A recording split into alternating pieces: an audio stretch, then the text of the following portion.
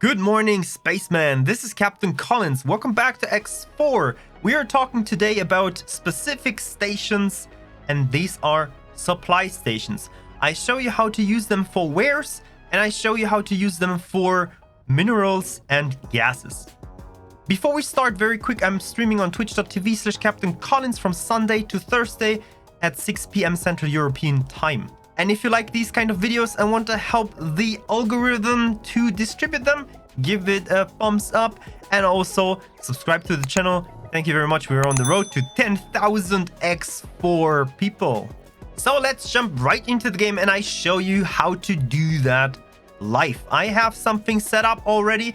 I do have a supply station for ore, do have one for silicon, and I do have a supply station for energy cells. We do that all in the Terran systems because the Terran systems are a little bit special. So you have good systems to produce energy cells in, and you have systems where energy cells are necessary, but you can't produce them there. The same with the other resources. You have two systems, the asteroid belt and the Oort cloud, where you can gather your resources from, and then you have to distribute them to your other stations. And I want to show you how to do that very easily and quickly by showing you my stations in Saturn 1. In Saturn 1, I have set up a trading station right here, and this trading station is only there to distribute energy cells, nothing else. You can see it right behind me there. How do I do that? I do have a energy cell factory or energy power plant, solar power plant, my goodness, in Mercury right here. And I want to get my stuff from the Mercury power plant to the trading station. And I want to do that automatically. And I can tell you, we have something very nice. You can do that with repeat orders. Absolutely automatic. Don't have to do anything else if you do it the way that I show you. And it works the best if you do that with your own faction only. So it's just a thing to get stuff from one station, bring it to another, and then let the other station managers just grab it from there. So how do I do that? This is an example for every other thing that you want to do. And I set the Mercury solar power plant to energy cells, cell offer, no restrictions at all. I did set the settings on the Mercury solar power plant on sell all but 150,000. I want to keep a little bit. And you can see that my own ships are already flying in here and are buying.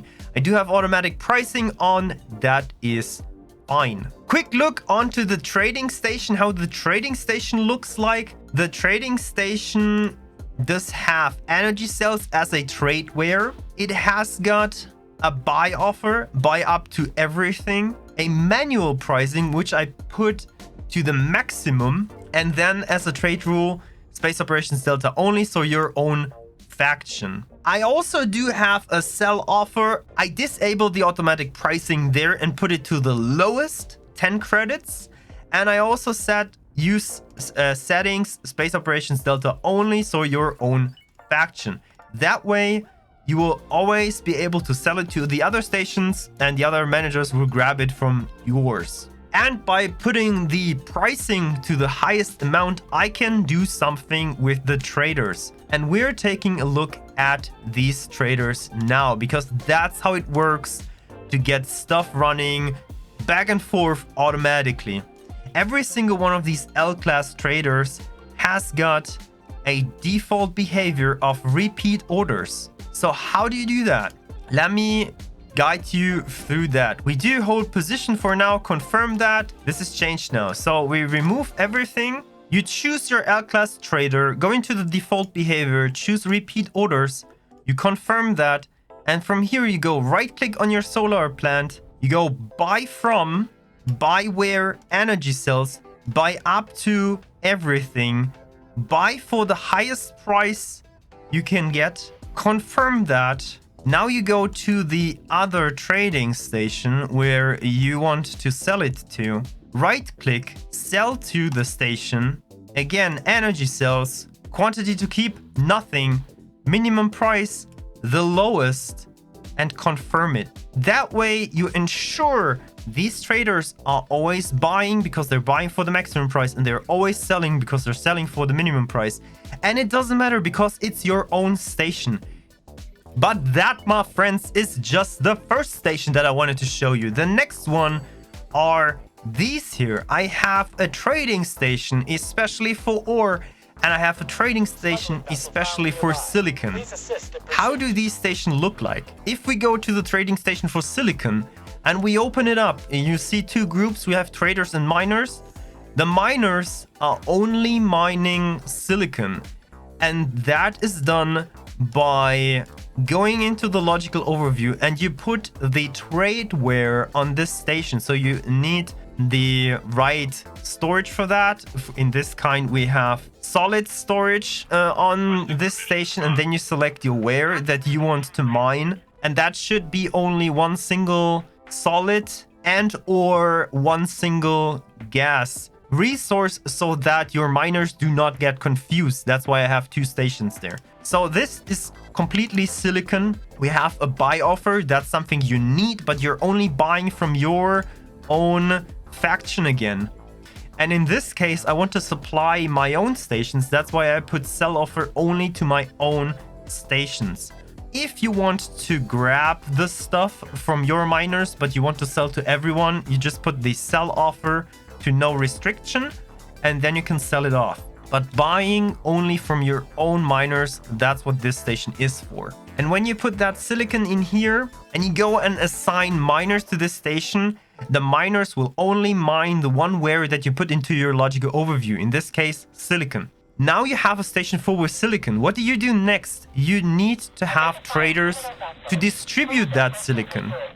Silicon and ore and hydrogen and whatsoever, they have different relations to how many miners do you need and how many traders do you need. As for example, this silicon trading station does work with 8 traders and 30 miners. That is somehow balanced, but you also have to keep in mind it's not only the resource that you're mining, it's also how far are you away from the resource fields.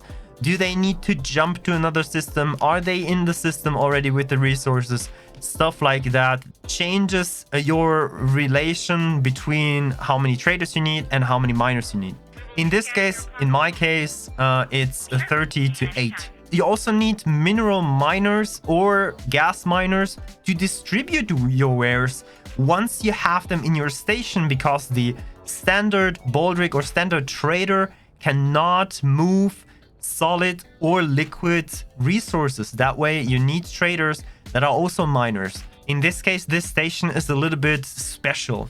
And if we take a look into the ore station, in this case, you see that I have a different ratio of traders and miners because ore is mined faster. And that way I don't need that many miners to distribute all the ore that is going into that station. That's why I have 7 traders and 14 miners. So the ratio is basically 1 trader to 2 miners.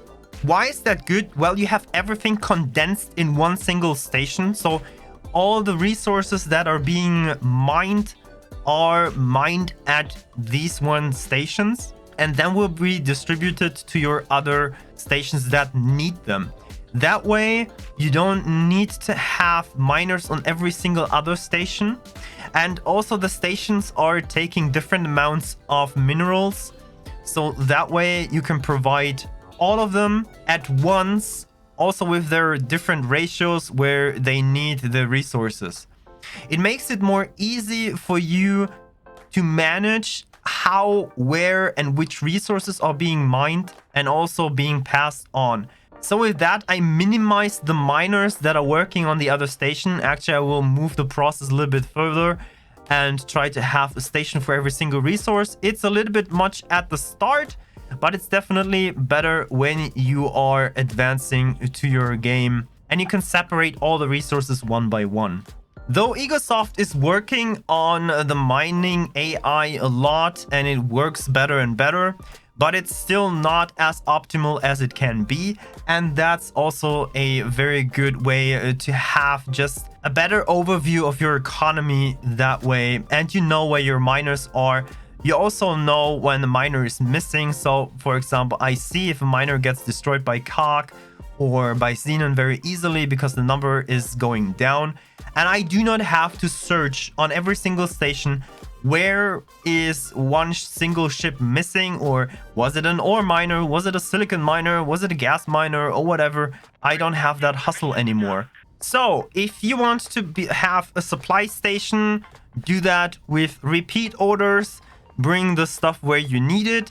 If you want to have mining stations that distribute your mining resources, you need to have miners as traders assigned. And that's the two things that I really wanted to show you that will improve your game. That was just one single example. I hope you can do something with that in your game. Thank you so much for watching. I'm Captain Collins. We'll see us again for the next video. Bye.